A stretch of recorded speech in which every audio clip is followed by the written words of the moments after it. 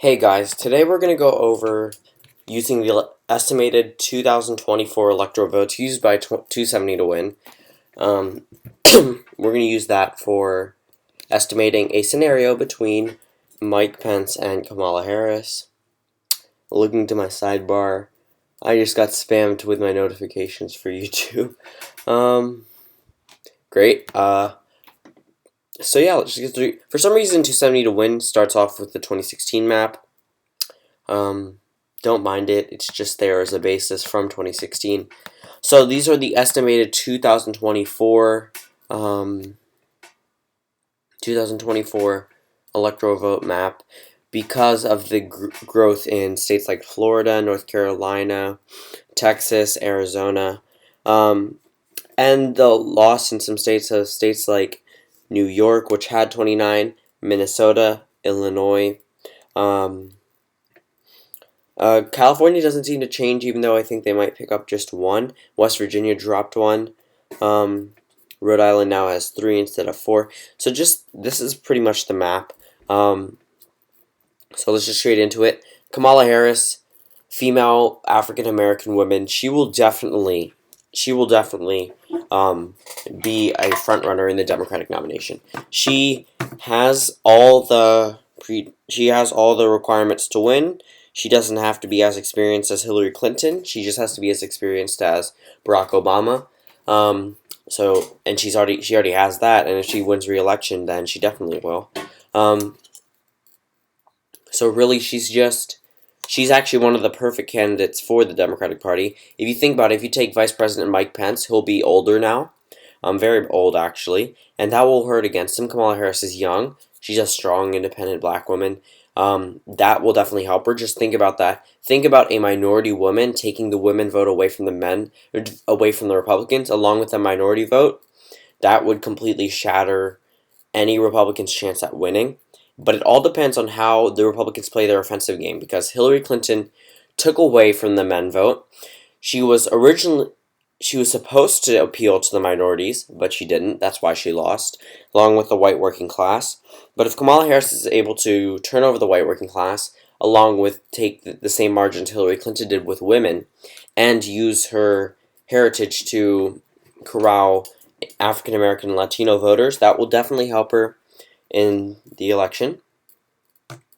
So all the safe states on your screen: Washington, Oregon, 8 electoral votes now instead of 7. California, Nevada, Colorado, New Mexico. All of these states I'm not going to touch just yet. Actually, I'll move Colorado just for now. New Mexico, 5 electoral votes, solid Democrat. I'm going to leave Nevada and New Mexico because I do think that the Latino populations there, with Kamala Harris being a woman and a minority, I think she'll land victories there. And in Colorado, but we need to go over that one a little bit more. The entire Rust Belt I'm leaving as a toss-up. But it's definitely going to stay Democrat if Kamala Harris plays her cards right. But if Mike Pence plays his cards right, it definitely could stay with him. Florida is a toss-up. North Carolina is a toss-up. Georgia and Texas are both toss-ups. This is 2024. Strong Latino populations and strong African American population in these states. Ohio, Iowa, and Arizona, yes, definitely a toss-up. New Hampshire, a toss-up. And Virginia is a toss-up. So, right now, this is the estimated 2024 electoral votes. And because of the monumental wave of Kamala Harris and just the fact that she is a black woman, I think that will definitely help her in states like Texas and Georgia. Let's see. The Rust Belt, I think, will stay with the Democratic side. Just think about this. This is all based on the fact that Trump will go through with broken promises. If he does keep his promises, I think that Mike Pence might fare, but I still think that Kamala Harris would come up as a victor in either scenario. I'm just going to come out and say that now. Because of the fact she has the minority vote, she really will need a bunch of scandals to bring her down. Remember how Hillary Clinton was unbeatable in 2015? So anyone is really beatable, but Hillary Clinton was perceived as unbeatable, and she lost by a very large margin. Kamala Harris is perceived as unbeatable now, and we'll all see how it lays out. Remember, this is 2017. Trump's approval rating has dipped down to 39% today. This is all based on these factors, and if he doesn't go through with his promises. Plus the fact that after 8 years of a Republican term, the country usually sways different directions, like they did from Reagan, Bush, to Clinton, to Bush, to Obama, to Trump, and before that, Carter. And it's just all partisan politics. So really, after 8 years, it usually flips. So that's pretty much what will happen. Virginia stayed with the Democrat. Oh, District of Columbia. Virginia, I'm pretty sure will stay with the Democrats. I mean, it went for Hillary Clinton. So along with the fact that Kamala Harris is a woman, I think Virginia will definitely be more Democratic in the future because of the growing urban counties here, and the lack of rural voters here that are moving away.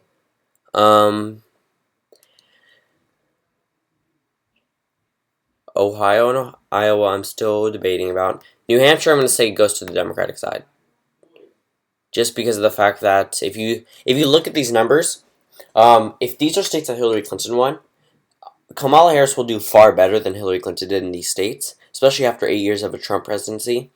It's not assuming anything about the presidency. It's just based on the fact that history shows us that usually the party flips after 8 years because of the incumbent party disadvantage after 8 years, but they do have an advantage after 4 years. Let's just keep going through with this. Colorado, I'm not sure yet. I'm not going to touch that one yet. So right now, if Kamala Harris wins any of these states, she will become the next president of the United States. I personally see her being able to sweep every single one of these states. And now let's just actually look at that scenario. So let's say Kamala Harris is able to pick up all of these seats, right? She would win 414 to Mike Pence's 124. Now, this is not that plausible, but it is possible.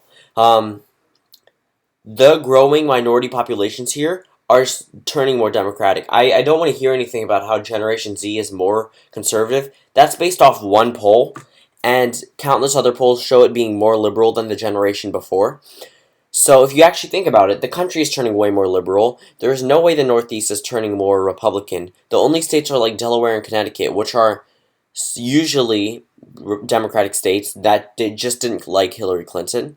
So if you think about that, this is not likely to be a map, but this is one of the maps that could happen if Kamala Harris plays her cards right. Campaigning in Texas, which Hillary Clinton failed to do when Trump was only ahead by 3% in polling there. And Trump underperformed polling. So if Hillary Clinton was able to slow down on that margin, he underperformed by 4%, by 5% actually. He was up by 13, and he won by 8. So if she could have flipped that state. And you know what would happen if she flipped that state? She would have won the election, 270 to 268. So it's all about playing your cards right. You need a campaign in every state. The Obama administration had campaigns in every single state, including states like Idaho, Wyoming. Mitt Romney did not put any attention to these states, but he still won them. So I guess you could argue that Republicans don't need to pay attention to these states, but with the growing Latino populations in this area alone, that will definitely hurt Republicans in the future, regardless of the situation. So I'm actually going to flip. I'm going to keep Texas. The reason why I'm keeping Texas, Latino population, this is all built on broken promises. This is like an Obama versus McCain situation. Mike Pence is old like McCain, and the vice president will be one heartbeat away from being president of the United States. So, actually, the only state I'm really going to flip is probably Ohio and Iowa. The only states, sorry, because even though it may have been a swing election, I do think that these ones are trending more Republican, more than any of the other Rust Belt states. So it's really a matter of who can win, who can play to the Trump base better. And the Trump base in Ohio and Iowa were very strong in 2016, and I really think that they would stay. But all these states are trending more Democratic. Like, the entire area over here will be safe Democrat come the next 12 years because of the Latino population here. And along here, this will also be safe Democratic territory. The only spot that Republicans can expand is the Rust Belt, and they're going to have a hard time doing that. So thank you all for watching, and I'll see you tomorrow.